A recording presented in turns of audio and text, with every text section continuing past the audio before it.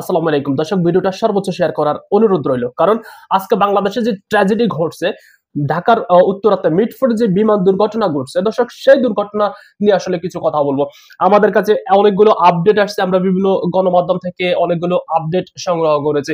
সর্বপ্রথম হচ্ছে, যাদের বাচ্চারা সপ্তম এবং অষ্টম শ্রেণীতে পড়েন, আমি আবারও বলছি, মিটফোর্ডে যাদের বাচ্চারা সপ্তম এবং অষ্টম শ্রেণীতে পড়েন, সেই অভিভাবকরা যদি ভিডিওটা দেখেন, তাইলে আপনারা দ্রুত হসপিটালে যোগাযোগ করুন এবং স্কুলের যেখানে বিমান দুর্ঘটনা ঘটছে সেখানে গিয়ে একটু দেখে আসুন। কারণ একটা বাচ্চা বলছে, আপনারা স্ক্রিনে দেখতে পাচ্ছেন যে বাচ্চাটি বলছে যে সপ্তম এবং অষ্টম শ্রেণীতে বিমানটা দুর্ঘটনা ঘটছে এবং সেখানে সবকিছু পুরো ছাই হয়ে গেছে। সেখানে আর হয়তো কেউ বেঁচে না থাকার সম্ভাবনা খুবই বেশি। আসলে খুব দুঃখ ভারাক্রান্ত মন নিয়েই আজকে কথাগুলো বলতে হচ্ছে। আগামীকাল বাংলাদেশের রাষ্ট্রীয় শোক ঘোষণা করা হয়েছে।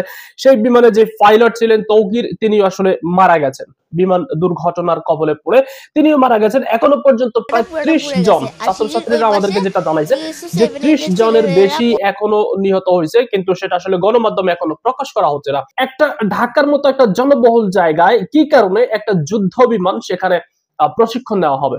প্রশিক্ষণ নেওয়ার জন্য একটা যুদ্ধ বিমান অথবা যেই কোনো প্রশিক্ষণ বিমান, সেটা হতে হয় একটা খোলা জায়গা যেখানে কোনো ধরনের জনমানব নেই। কারণ যুদ্ধ বিমান এমন একটা বিমান বা প্রশিক্ষণ বিমান হচ্ছে এমন একটা বিমান, যে বিমানটা যে কোনো মুহূর্তে দুর্ঘটনার কবলে পড়তে পারে। ওটা তো প্রশিক্ষণ দেওয়া হচ্ছে। ভাই, আপনি যদি একজন ড্রাইভারকে যদি আপনি বাস চালানো শিখাইতে যান, আপনি কি করবেন? আপনি কি ঢাকা হাইওয়ের মধ্যে ছেড়ে দিবেন? পুরো বিশ্ব রোডের মধ্যে বা অন্য কোনো জায়গায় একদম জনবহুল এলাকা যেখানে অনেক গাড়ি আছে সেখানে আপনি ছেড়ে দিবেন? ছেড়ে দিবেন না, তাই না? একজন ড্রাইভারকে যখন প্রশিক্ষণ দেওয়া হয় তখন অবশ্যই খোলা জায়গায় প্রশিক্ষণ দেওয়া হয়, যেখানে আশেপাশে খুব গাড়ি খুব কম থাকে, মানুষজন খুব কম থাকে। তো প্রশিক্ষণ বিমানের বেলায়ও ঠিক একই রকম। দর্শক, প্রশিক্ষণ বিমানের যেই প্রশিক্ষণ দেওয়ার কথা, সেটা কথা হচ্ছে আপনার খোলা আকাশের মধ্যে, যেটার আশেপাশে কোনো ঘর বাড়ি নাই, জনমানব শূন্য, এমন জায়গাতে আসলে প্রশিক্ষণ দেওয়ার কথা। কিন্তু এটা আসলে বুঝে আসতেছে না যে ঢাকার মতো একটা জনবহুল এলাকা, তাও আবার উত্তরতে, কিভাবে একটা যুদ্ধ বিমানকে প্রশিক্ষণ দেওয়া হয়। যুদ্ধ বিমান প্রশিক্ষণ দিতে গেলে এটা ক্র্যাশ করবে, এটা বিধ্বস্ত হবে, এটা খুবই কমন ব্যাপার, খুবই কমন ব্যাপার।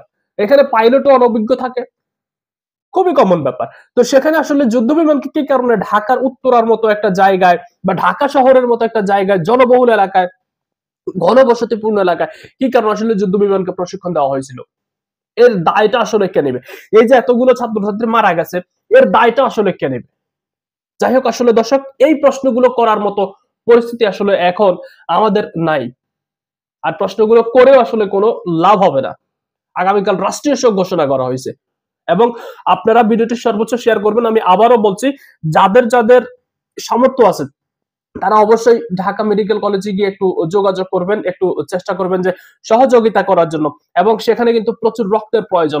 দর্শক, আপনারা যারা রক্তদানে আগ্রহী, আমার মনে হয় যে আসলে এখানে আগ্রহ অনাগ্রহের প্রশ্নটা করাটাই আসলে ভুল। সেখানে প্রচুর রক্তের প্রয়োজন। আপনারা অবশ্যই ঢাকা মেডিকেল কলেজে বার্ন ইউনিটে গিয়ে একটু চেষ্টা করবেন যাতে আহতদেরকে রক্ত দেওয়া সম্ভব হয়। আমাদের প্রত্যেকবার টনক নড়ে কখন জানেন? যখন কোনো একটা দুর্ঘটনা ঘটে। আমাদের টনক তখন নড়ে যখন কোনো একটা অঘটন ঘটে, তখন, যখন মানুষ মারা যায়, যখন মানুষের ক্ষতি হয়, তখন। হয়তো আগামীকাল, আগামী পরশু, দুই একদিনের মধ্যে হয়তো আপনারা দেখতে পাবেন যে জনবহুল এলাকাতে আর কোনো প্রশিক্ষণ বিমান উড়ানো যাবে না, এটা নিয়ে বিধিনিষেধ আরোপ করা হয়েছে। অথচ বিধিনিষেধ গুলো ছিল, কিন্তু কার্যকর কোনো ব্যবস্থা আসলে নেওয়া হয় না। অথবা বিধিনিষেধ না থাকলেও এতদিন পর্যন্ত কারো টনক নড়ে নাই। যাই হোক দর্শক, আসলে আজকে যে কথাগুলো বললাম, এই কথাগুলো মানে খুব দুঃখ ভারাক্রান্ত মন নিয়ে আসলে বলতে হয়েছে। এটা আসলে মেনে নেওয়া যায় না। এতগুলো ছোট ছোট বাচ্চা ওরা মারা গেছে, এতগুলো ছোট ছোট বাচ্চা ওরা আগুনে পুড়ে জ্বলসে গেছে। আজকে ওরা মৃত্যুর সাথে পাঞ্জা লড়ছে। আজকে আজকে হাসপাতাল কাতরাচ্ছে।